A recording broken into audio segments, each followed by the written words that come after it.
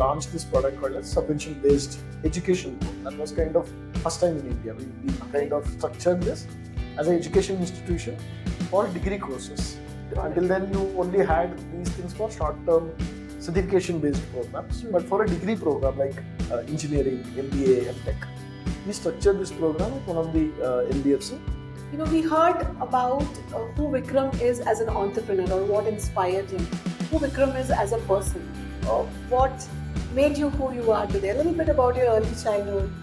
Great childhood, fully fun. Best part of my childhood is my parents never have any expectation, even today. When I wanted to understand, I wanted to crack this puzzle. How can somebody keep losing money and still be on the floor 3-4 months and still keep trading? This was a puzzle for me. Right? Because there are traders who are full-time traders. Full-time traders. And they keep losing, winning.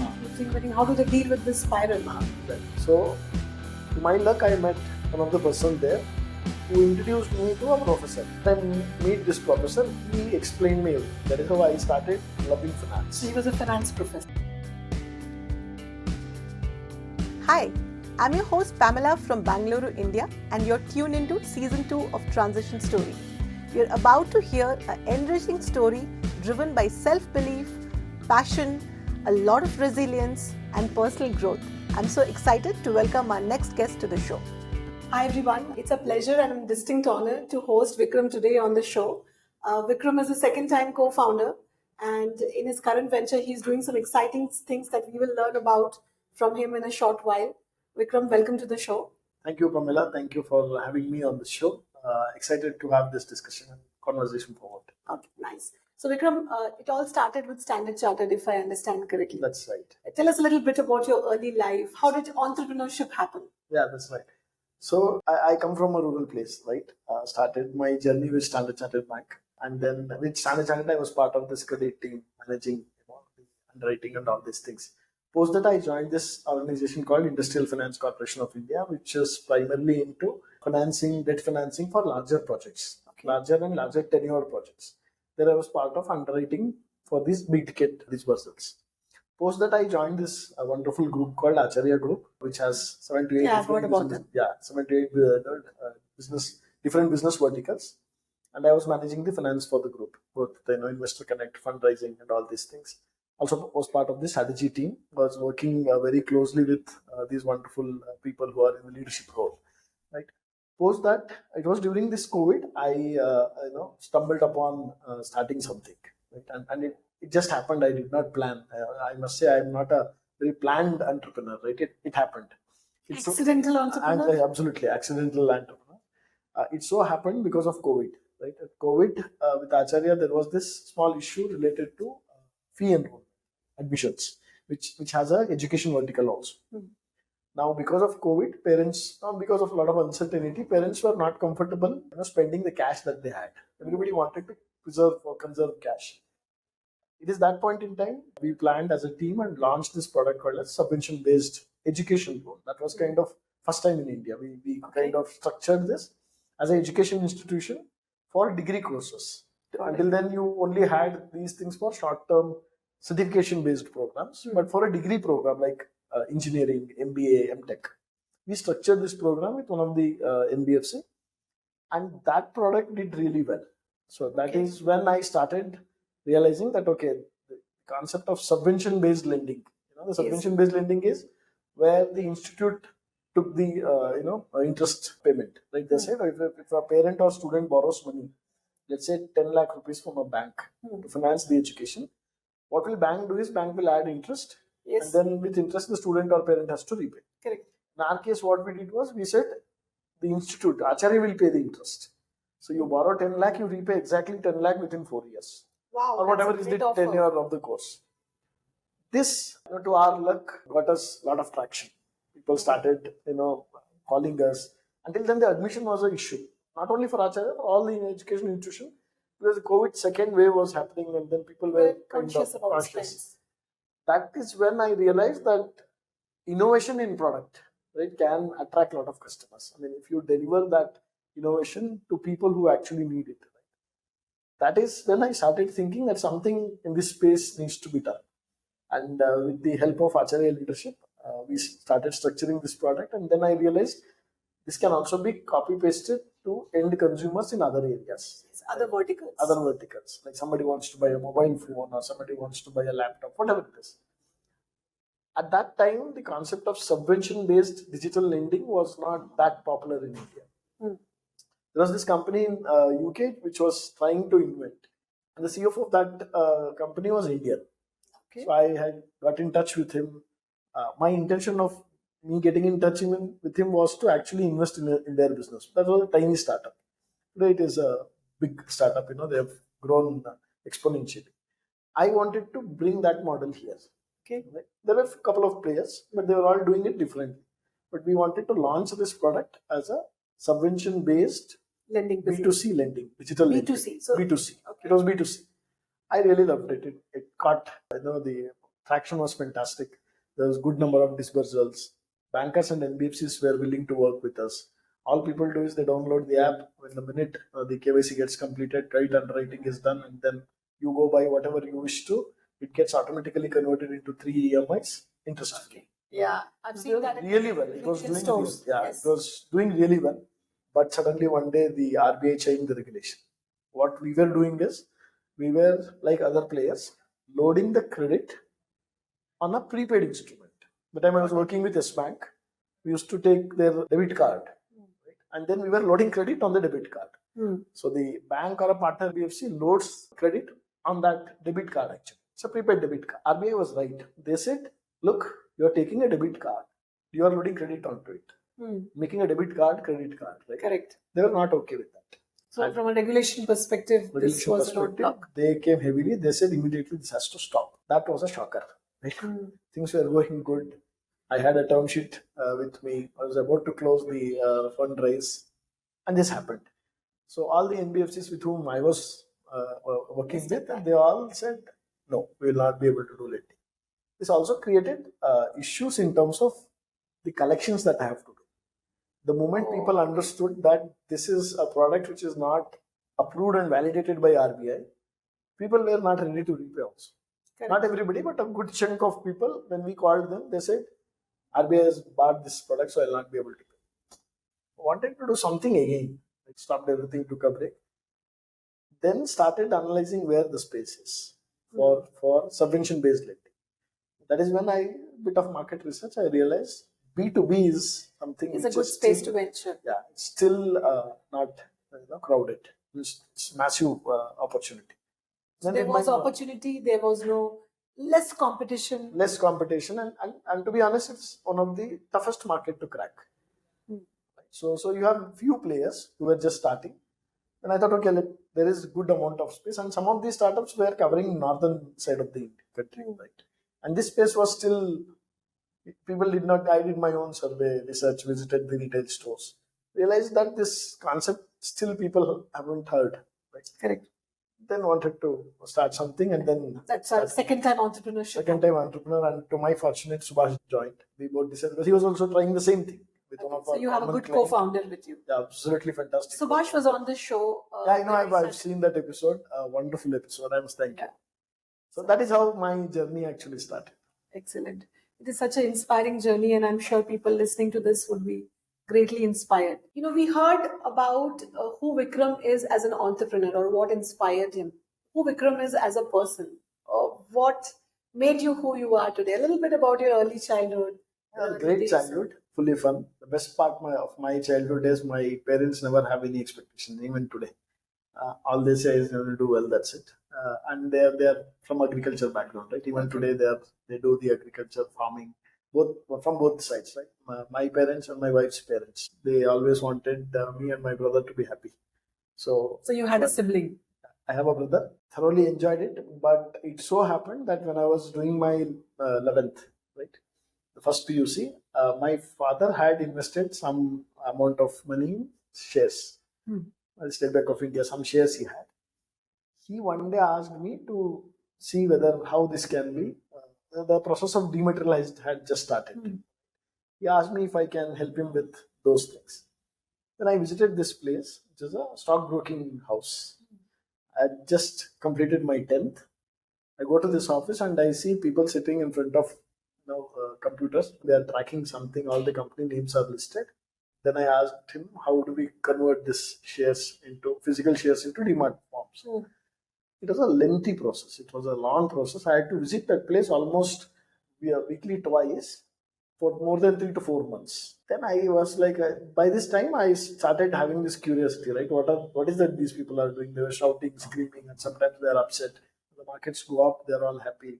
All these things were happening. So a very vibrant place somehow got me into finance. Until then, I was not clear what I should. First trigger.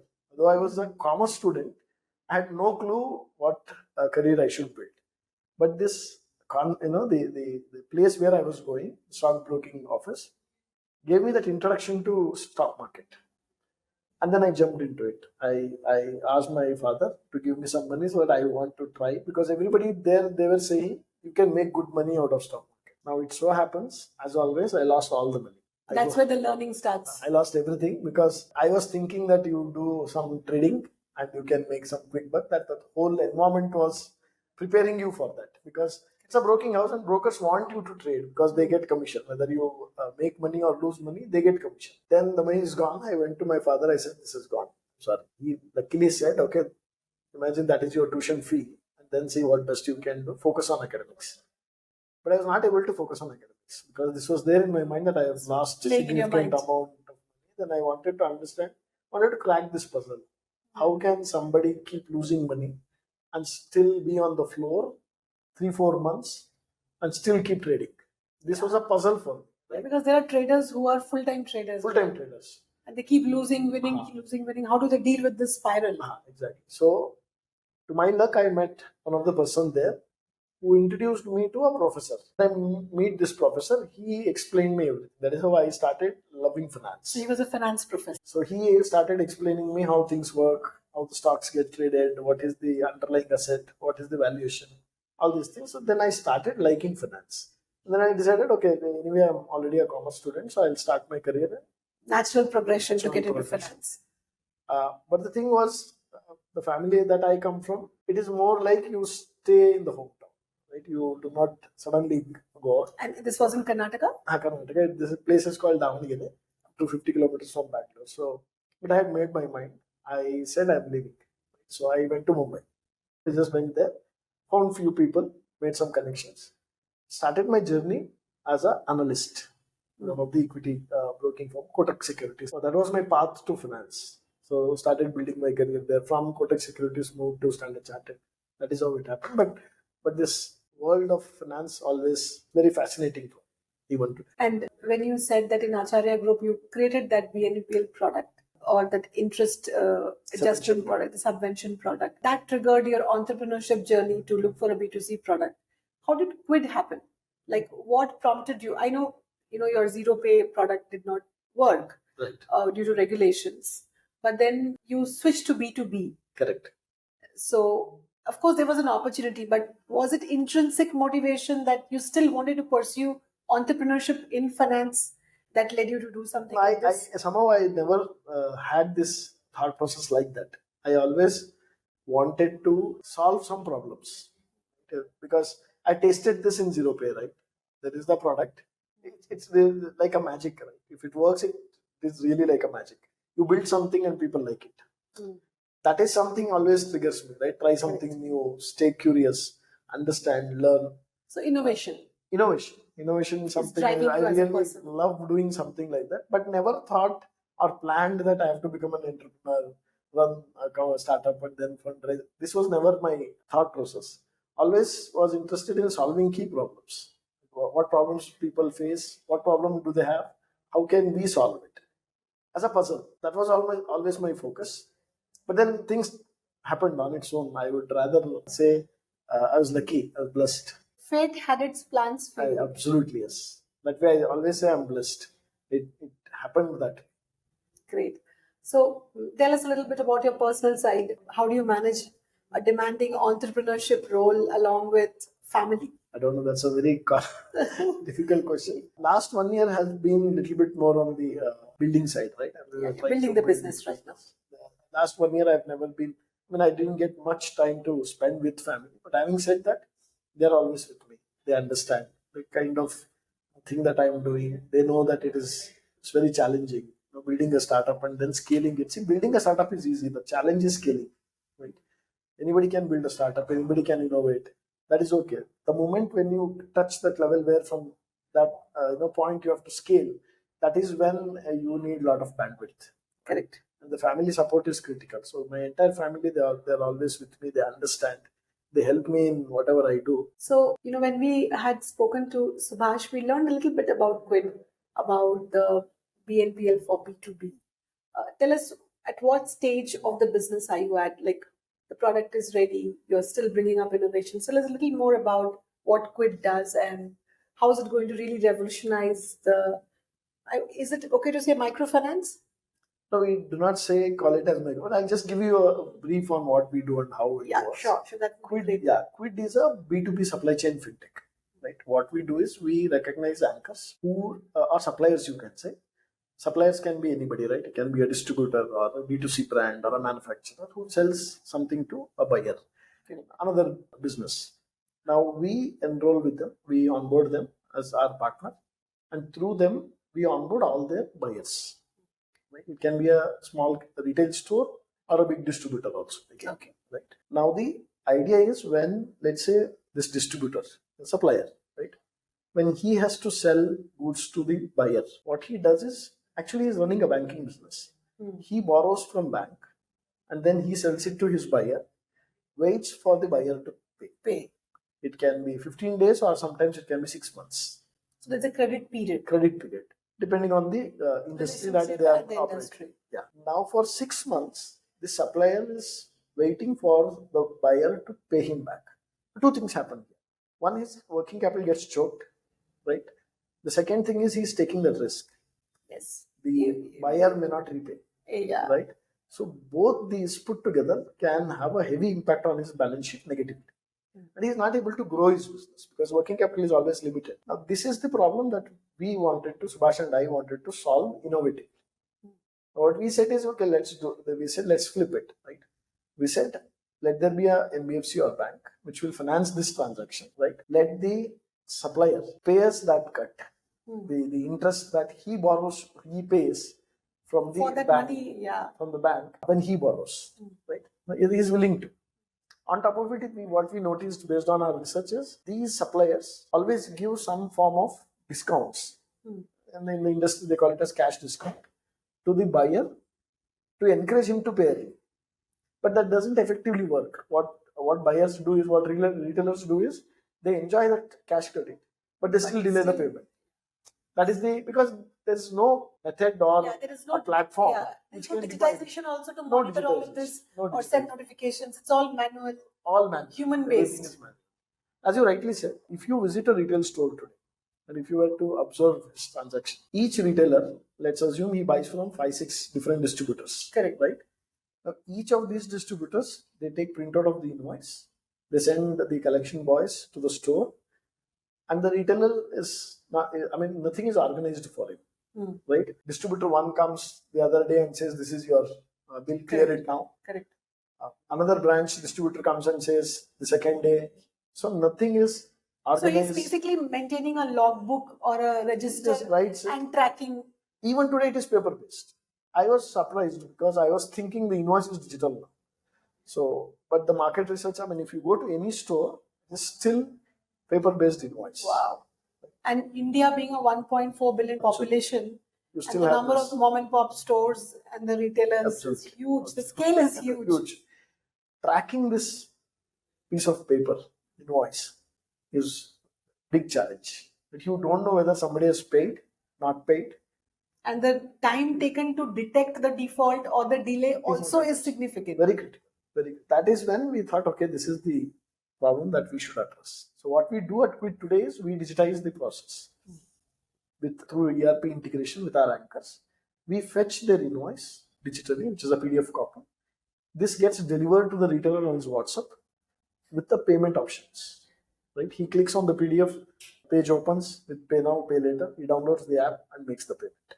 He can pay using UPI, net banking, or he has the option for credit, which you guys extend. Right? So the moment he selects credit, there's a 60-second onboarding journey. The credit check happens then and there, the underwriting happens, everything is automated. It happens then and there, and then that's it. The money gets credited to the distributor or supplier's bank account. Matter of few hours. Few hours, same day, T+1 maximum, but same day. The retailer gets time to repay. He can select 15 days, 30 days, 60 days. Based on which the charges and the Charges interest. are. And So everything is shown then and there. First 15 days is usually subvented by the anchor or the supplier himself. Beyond that, if somebody wants to enjoy credit, they pay a small interest for those many days for that amount consumed, and that's it. This helps the retailer in increasing his business because if you see, if I am a retailer today and I have 5 lakh rupees, I will be earning, let's say, 10% on this 5 lakh rupees. That's it. That's my limit, right? Because I cannot scale because I don't have money. All I have is 5 lakh rupees. With Quid, what happens is, if we give him another 5 lakh rupees, now it is 10 lakh rupees, right? 10 lakh he churns thrice, 3 times in a month, right? The margin also increases. Correct. Right? And he pays us a small component, which is interest. Yeah, because of the digitization, I think the ability to scale also goes up quite a bit, right? Absolutely, yes. Absolutely, yes. And the best part is, when you look at the Quid app, all his invoices are in one place. It's tagged. So he also has a method to the madness. Exactly. Now the cherry on the cake is, we give him reward points. It's called as Quid coins, right? So he keeps paying invoice on our platform. There's a loyalty program also that you run. Come back and then he redeems it for his new invoice where there is a small discount which is given to him. So he enjoys that benefit as well. It's an excellent platform and an excellent innovation, I would say.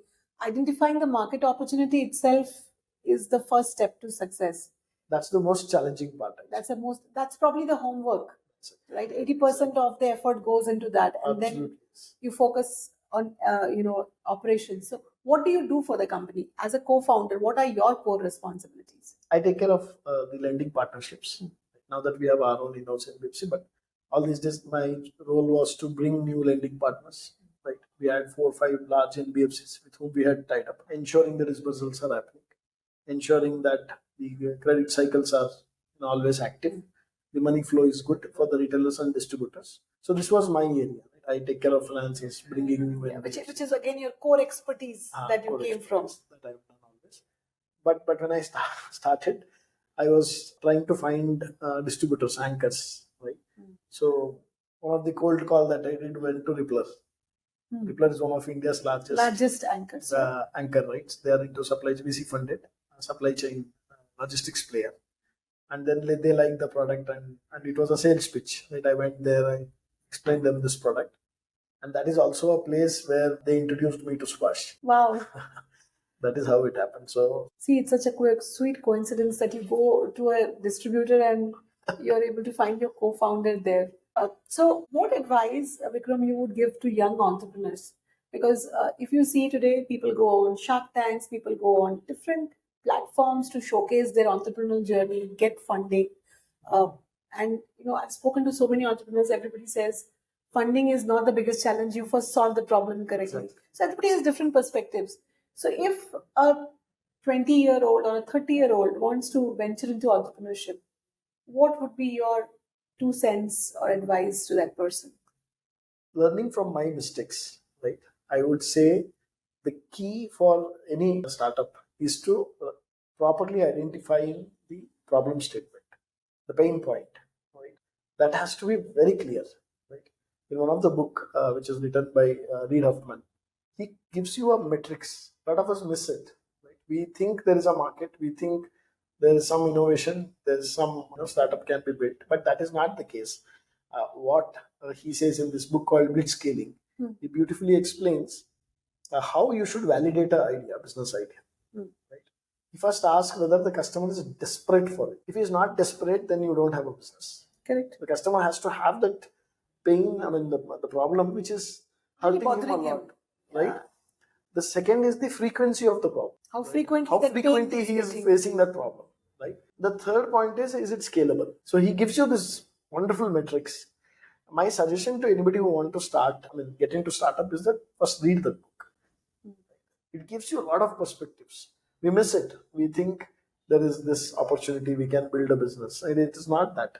Technology is on our side today. Yes, you can do all those things. I mean, those are critical, but you could still do.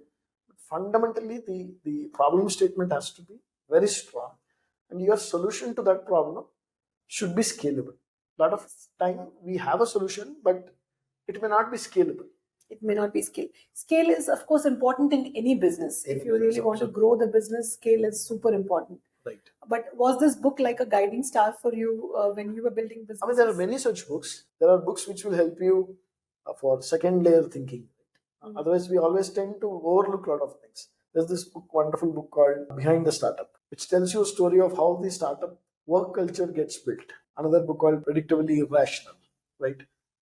It talks about how you take decisions, what factors influence your decision, and then how you go right or wrong.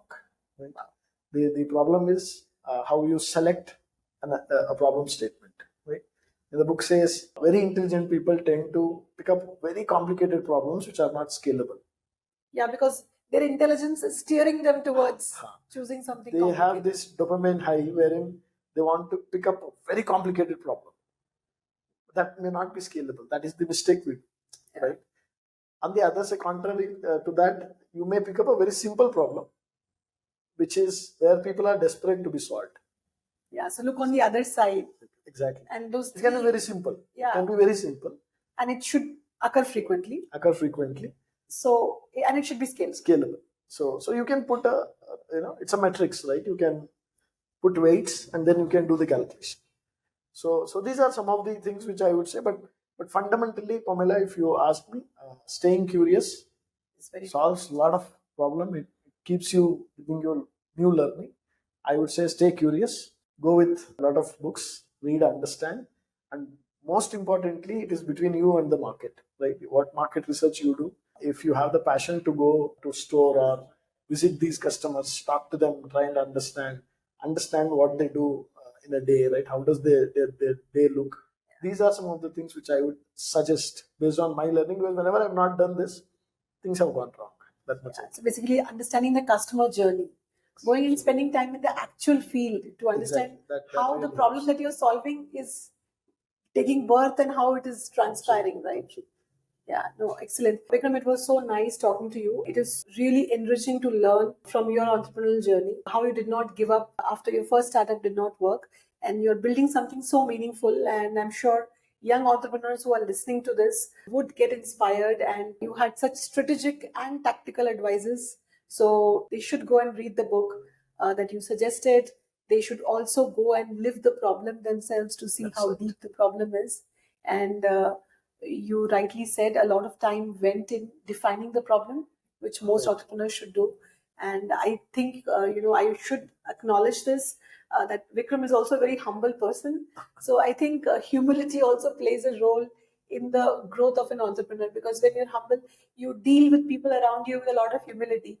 That kind of contributes to your success. So I would wish you, your co-founder Subhash and Quid, are the very best in your future endeavors, and wish you all the best. Thank you, Pamela. It was wonderful talking to you. I definitely hope I keep going through your channel, right? A lot of great episodes with great insights. I'm sure this one too will reach out to as many as possible. Yes. And I wish you all the best, and also suggest do more such episodes with a lot of very big entrepreneurs so that we all can learn from your episodes. Yes, absolutely. Thank you, Vikram. Thank you.